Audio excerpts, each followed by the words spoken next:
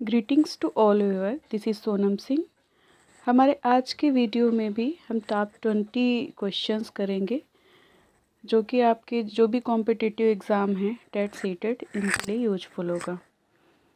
तो चलिए स्टार्ट करते हैं। हमारा पहला क्वेश्चन है, शिक्षण व अधिगम के संबंध के कारक हैं। शिक्षण व अधिगम मीन्स टीचिंग एंड लर्निंग। शिक्षण व अधिगम के संबंध के कारक हैं। 4 ऑप्शन दिए हुए हैं। ए ऑप्शन है पाठ्यक्रम, बी शिक्षक एवं छात्र, सी शिक्षण परिस्थितियाँ और डी ये सभी। तो देखिए, शिक्षण और अधिगम के कारक मतलब टीचिंग और लर्निंग के रिलेशनशिप में जो फैक्टर्स होते हैं, तो इसमें ये सभी इम्पोर्टेंट हैं। उसके लिए करिकुलम भी इम्पोर्टेंट है, स्टूडेंट और टीचर भी इम्पोर्टेंट है, और जो लर्निंग एनवायरनमेंट है वो भी इम्पोर्टेंट है। तो इसमें डी ऑप्शन करेक्ट हो जाएगा, ये सभी। दूसरा क्वेश्चन देखते हैं, अधिगम हेतु व्यवहार परिवर्तन नहीं होता। अधिगम हेतु व्यवहार परिवर्तन नहीं होता मीन्स कि लर्निंग के लिए व्यवहार परिवर्तन मीन्स हुआ जो डिज़ायरेबल बिहेवियर चेंज की बात होती है, उससे यहाँ पे मतलब है। तो अधिगम हेतु व्यवहार परिवर्तन नहीं होता है, इसके लिए भी 4 ऑप्शन दिए हुए, अनुभवों से, क्रियाओं से, अभिप्रेरणा से, डी प्रत्यक्षीकरण से। तो अधिगम हेतु व्यवहार परिवर्तन नहीं होता है में सी ऑप्शन सही हो जाएगा, अभिप्रेरणा से नहीं होता है, और बाकी जो 3 ऑप्शन दिए हुए हैं अनुभवों से, क्रियाओं से और प्रत्यक्षीकरण से होता है। ठीक है, तो इसमें करेक्ट आंसर सी हो जाएगा। अब देखते हैं अगला क्वेश्चन हमारा, क्वेश्चन नंबर 3। अधिगम की प्रकृति है। अधिगम की प्रकृति है। ए ऑप्शन है मीन्स की जो लर्निंग है उसका नेचर कैसा है, प्रक्रिया तथा परिणाम, बी है व्यवहार परिवर्तन, सामाजिक तथा मनोविज्ञान, उसके बाद सी ऑप्शन है मानसिक सतत प्रक्रिया, और डी ऑप्शन है उपरोक्त सभी। तो इसमें जो लर्निंग का नेचर होता है, नेचर ऑफ लर्निंग की बात करें तो इसमें ये तीनों ऑप्शन सही हो जाएंगे, इसलिए करेक्ट ऑप्शन हो जाएगा उपरोक्त सभी। 4th क्वेश्चन देखते हैं, शिक्षण अधिगम के संबंधों की आवश्यकता होती है। शिक्षण अधिगम मीन्स वही बात है कि टीचिंग और लर्निंग की बात हो रही है। शिक्षण अधिगम के संबंधों की आवश्यकता होती है। पहला ऑप्शन है शिक्षण की प्रक्रिया को सार्थक एवं प्रभावी बनाने के लिए। दूसरा है शिक्षण उद्देश्यों की प्राप्ति की दृष्टि से। तीसरा है अधिगम के स्वरूपों का सृजन करने से, और चौथा है उपरोक्त सभी। तो इसमें भी ये तीनों ऑप्शन सही हो जाएंगे, क्योंकि जो टीचिंग लर्निंग का जो क्या कहते हैं प्रोसेस होता है, उसमें शिक्षण का मुख्य उद्देश्य यही होता है कि शिक्षण प्रक्रिया को सार्थक एवं प्रभावी बनाने के लिए उसके मतलब जितना भी आप प्लान करते हैं, जो टीचिंग स्ट्रैटेजी, टीचिंग मेथड, जो भी कुछ अप्लाई किया जाता है, टीचिंग ऑब्जेक्टिव को गेन करने के लिए ही किया जाता है ना। तो देखिए दूसरे ऑप्शन में लिखा भी है शिक्षण उद्देश्यों की प्राप्ति की दृष्टि से, अधिगम के स्वरूपों का सृजन करने से, तो इसलिए इसमें डी ऑप्शन सही हो जाएगा। अगला क्वेश्चन देखते हैं, शिक्षण अधिगम के संबंधों की व्याख्या की है। बीओ स्मिथ ने, थॉमस एफ ग्रीन ने, लीन क्रॉनबैक ने। तो इसमें जो शिक्षण अधिगम के संबंधों की अगर हम बात करें मीन्स की टीचिंग और लर्निंग के जो रिलेशनशिप की एक्सप्लेनेशन है, उसमें ये जो तीनों एडुकेशनिस्ट हैं, तीनों ने ही करी है। बीओ स्मिथ ने भी करी है, थॉमस एफ ग्रीन ने भी करी है, और लीने क्रॉनबैक ने भी करी है। तो देखिए इसमें डी ऑप्शन सही हो जाएगा, इन सभी ने करी है।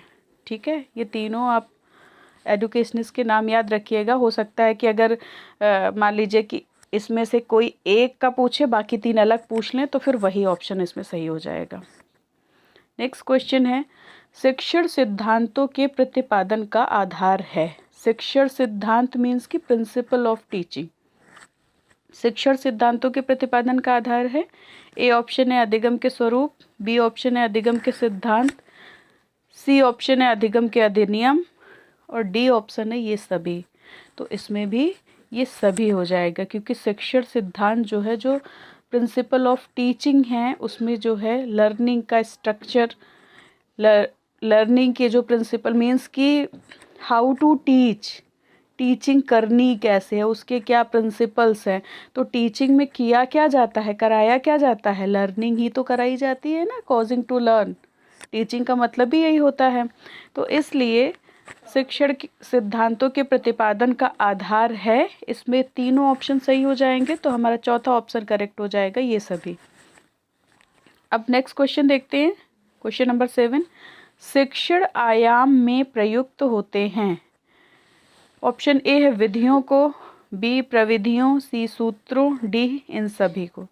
तो इसमें भी डी ऑप्शन सही हो जाएगा। जो शिक्षण आयाम है इसमें ये तीनों चीज़ें यूज होती हैं, टीचिंग मेथड्स, टीचिंग स्ट्रैटेजी और मैक्सिम्स ऑफ टीचिंग। तो इन सभी को डी ऑप्शन करेक्ट हो जाएगा। फिर नेक्स्ट क्वेश्चन है, शिक्षण आयाम की विशेषता है। ऑप्शन ए लक्ष्य प्राप्ति करना, ऑप्शन बी परिस्थितियों का सृजन, ऑप्शन सी समस्या समाधान, डी ये सभी। तो इसमें भी सारे ऑप्शन सही हैं।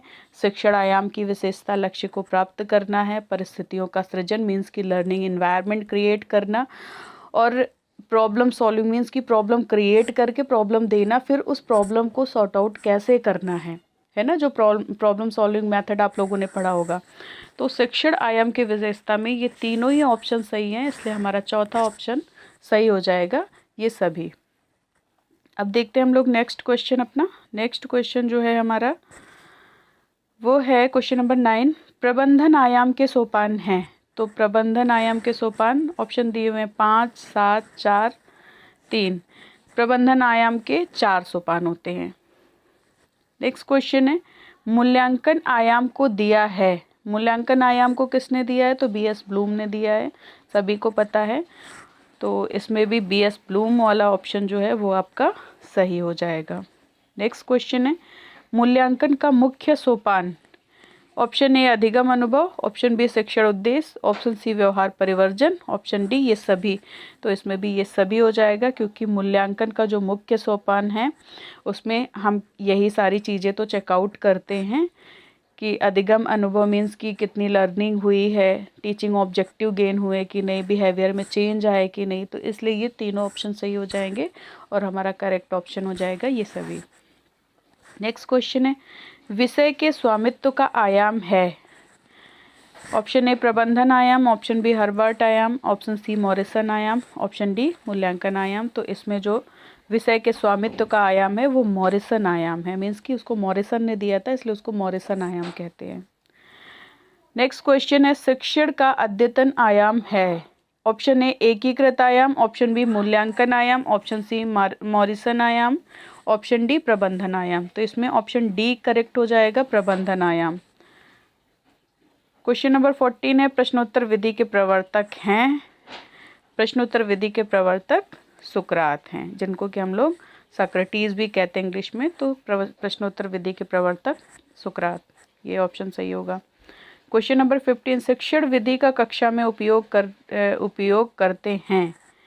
ऑप्शन ए प्रस्तुतिकरण है, तो ऑप्शन बी प्रदर्शन है, तो ए व बी दोनों ही, इनमें से कोई नहीं। तो इसमें होगा इनमें से कोई नहीं, क्योंकि शिक्षण विधि का प्रयोग प्रस्तुतिकरण या प्रदर्शन हेतु नहीं करते, बल्कि टीचिंग को इफ़ेक्टिव बनाने के लिए करते। ओवरऑल टीचिंग को इफ़ेक्टिव बनाने के लिए, शिक्षण को प्रभावशाली बनाने के लिए किया जाता है। इसलिए इसमें डी ऑप्शन सही होगा, इनमें से कोई नहीं। क्वेश्चन नंबर 16 है, प्रजातांत्रिक शिक्षण विधि है। तो जो डेमोक्रेटिक टीचिंग मेथड कहा जाता है वो क्वेश्चनिंग मेथड को कहा जाता है, प्रश्नोत्तर विधि को कहा जाता है। तो इसमें बी ऑप्शन सही हो जाएगा, प्रश्नोत्तर विधि। नेक्स्ट क्वेश्चन है हमारा क्वेश्चन नंबर 17, निगमन विधि में चिंतन प्रक्रिया होती है। ऑप्शन ए विशिष्ट से सामान्य की ओर, ऑप्शन बी सामान्य से विशिष्ट की ओर, ऑप्शन सी ए व बी दोनों, ऑप्शन डी ये सभी। तो निगमन विधि में चिंतन की प्रक्रिया दोनों तरीके से हो सकती है, विशिष्ट से सामान्य की ओर भी हो सकती है और सामान्य से विशिष्ट की ओर भी हो सकती है। इसलिए इसमें सी ऑप्शन सही होगा, ए व बी दोनों। क्वेश्चन नंबर 18, आगमन निगमन विधि के प्रवर्तक हैं। ऑप्शन ए सुकरात, option B Morrison, option C Francis Bacon और ऑप्शन डी हर्बर्ट। तो आगमन और निगमन विधि के प्रवर्तक जो है वो फ्रांसिस बैकन है। क्वेश्चन नंबर 19, छात्र शिक्षण के अभ्यास में प्रयुक्त करते हैं। छात्र शिक्षण के अभ्यास में प्रयुक्त करते हैं। ऑप्शन ए प्रदर्शन विधि, ऑप्शन बी व्याख्यान विधि, ऑप्शन सी प्रश्नोत्तर विधि, ऑप्शन डी आगमन निगमन विधि। तो छात्र शिक्षण के अभ्यास में जो है प्रश्नोत्तर विधि का प्रयोग करते हैं। नेक्स्ट क्वेश्चन, हमारा लास्ट क्वेश्चन है क्वेश्चन नंबर 20।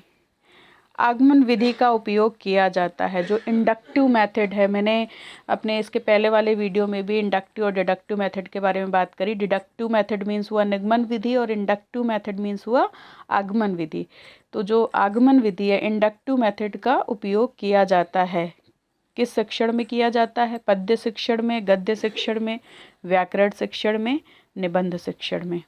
तो इसमें सही आंसर होगा व्याकरण शिक्षण में। जो इंडक्टिव मेथड है, जो आगमन विधि का प्रयोग है, व्याकरण शिक्षण में किया जाता है। तो इस तरीके से हमारे आज के 20 क्वेश्चन कंप्लीट होते हैं। Thank you.